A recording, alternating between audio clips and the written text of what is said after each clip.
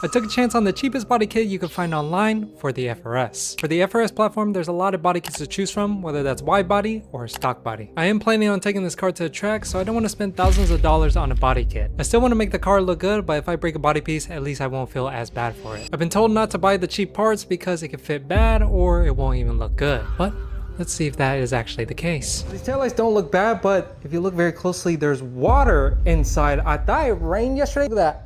I'm skimming through with my fingers and that is definitely on the inside. It doesn't actually shine bright at night, which is even worse in the daytime. Got something in the box that's gonna improve the performance of the rear and never get brake checked again. I hope I opened this the right way. Yo! Now it came with instructions, but you guys know what we do with that. Oh, dude, I've been wanting these tails for a while. Now there's a lot online that you could choose from, but personally I think this set is the cleanest.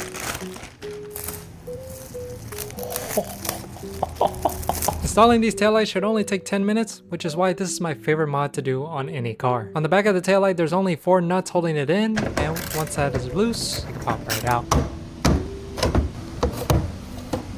Voila. So we're gonna test out the taillight just to see how it looks. I think I put it in the wrong way. Let's try to fix the wires. Looking at the manual, and we have to flip these 2 plugs right here. Oh yeah, it's sequential too. Oh my God. Dude, the hell is happening?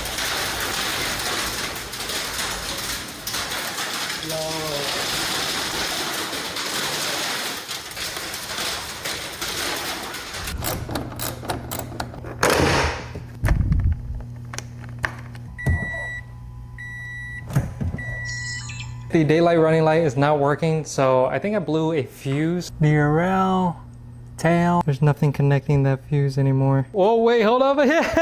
They finally work. Look at that boomerang that's surrounding the taillight. That looks so sick. So I bought the cheapest body kit for the FRS. It's the eBay special. And it only cost me $300. Now this could go really good and we save a lot of money, or all the parts fit like junk. This is the most generic front lip that you could buy for the FRS. Next, we have this side skirt. I believe this is a knockoff Rep TRD style side skirt. This is a max spinning rod side skirt, so I don't know how good this is gonna fit. I'm willing to try it. I mean, hey, it's only 80 bucks and it came with 2. But last but not least, we got the rear end. Rear spats or rear aprons, what some people like to call it on these platforms, goes behind the bumper like so. So I set the body kit outside just because some of the parts are warped. So I'm hoping baking it in the sun will reform back to its original shape. Once we get this nice and fitted, then we're gonna take this to get it painted. There's already 2 holes on the other side, so I just need to tap them in. On the back of the bumper, there's already 2 holes that are pre-made, but if we put this rear spat on, there's no holes at all, so I'm gonna have to make some custom holes. The rear spats did come with brackets, but they didn't really fit. Brackets on the bottom, they don't line up for crap. There is a slight gap in between the bumper and the actual spat itself, but I do have a fix for that, and I'm gonna put weather stripping in between here when the time comes. Of course, it's not gonna be perfect. I mean, you can't complain for $92. Hell yeah. Replica Chinese parts. Of course, they're gonna have their little fitment issues here and there. Next thing is to put on this max spinning rod side skirt. Part of the molding is not perfect. It's a little uneven, but hey, it'll work. So we got a little problem. I was able to get all lug nuts out except for these 2. It's making it very hard to take this wheel off, even though it's already loose. I'll show you guys. That's the 1. That's 2. And a lug nut is not supposed to be that tight on there. I think it's misaligned too. Frick. Oh my God. The stud is completely snapped. Oh.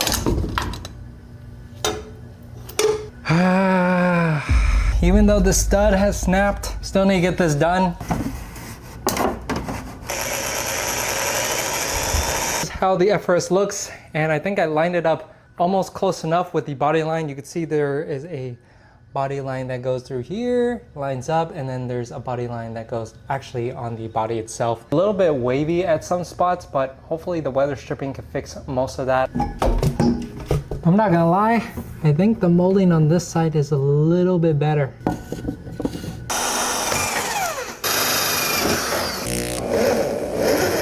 So I saved the best for last. Usually the lip has a significant difference. I'm actually shocked this front lip fits surprisingly well. If you look at the seam between the bumper and the actual lip itself, it actually fits pretty good and it lines all the way to the back. This was actually the cheapest item on the list with only $62, $68 at most. No freaking way. This guy also super glued or hot glued the tabs onto the bumper. Look at that. And the bottom half doesn't even want to stick. In the future, we will get a new bumper. Even though this is the most basic lip on the internet, I think still it looks quite good. Now that I know the body kit fits, it's time to finally paint match it to the car. We're gonna sand each piece with 400 grit, hit it with primer, and then hit it with a base coat. Depending on where you live, you could actually get a paint match can for your Pacific car. Jarek, why don't you just take it to a body shop and have them paint it? Well, that is correct. We could do it that way. However, doing so could cost hundreds or even thousands of dollars to do. And I want to show you guys that you're able to do this in your backyard, the backyard special way. We'll see if we did even a good job. Anyone need to hire my auto body?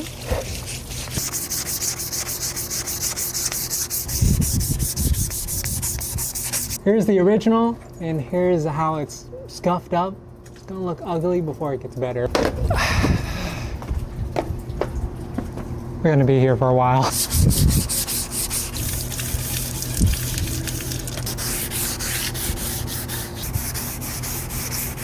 Now, typically when you paint a new part, you're supposed to use wax and grease remover, isopropyl alcohol. It kind of does the same thing, but it's not as strong. Every panel has been cleaned. You can see all the dirt that came off of it. So let me show you guys my state-of-the-art paint booth. You guys like it? Ladder to hold our spats. Then we got our garbage bin. Pretty professional. Now typically you're supposed to wear a respirator. I don't have that with me, so the closest thing I have is a mask.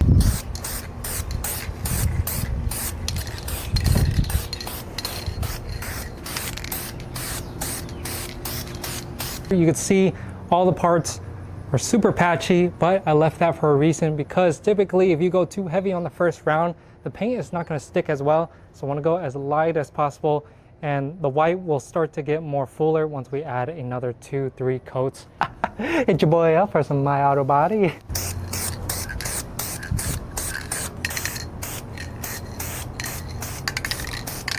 As I was painting the pieces, the primer didn't stick as well as I thought, so I switched over to a brand called Transtar. I've used this primer on my Civic before, and it turned out great. And I'm crossing my fingers that we don't run into any more issues with the paint. After the body parts were painted, I moved up to 600 grit to smooth out the primer, so that way when we lay on the base coat, it's gonna be completely even.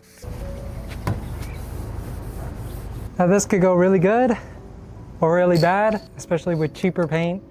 It could contaminate it, it could crinkle up.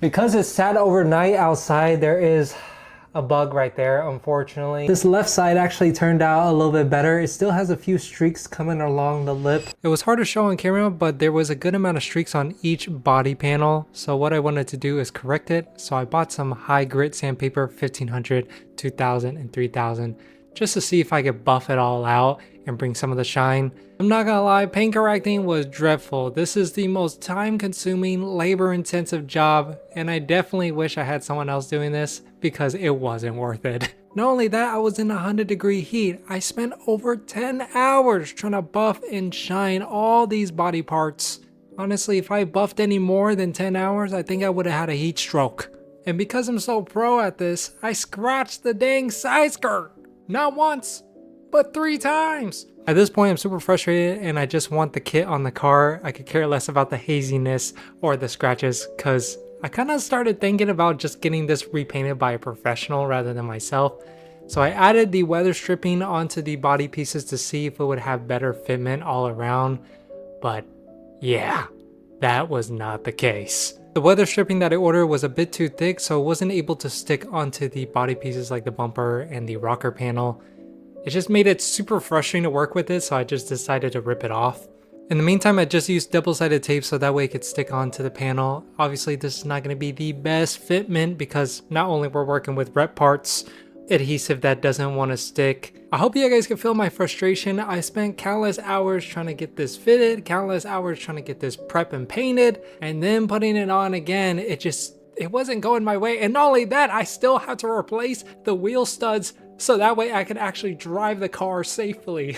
Everything in this video just wanted to go wrong and not right. Oh man, there was always something going on. I swear to God, this is why these videos take so long to make.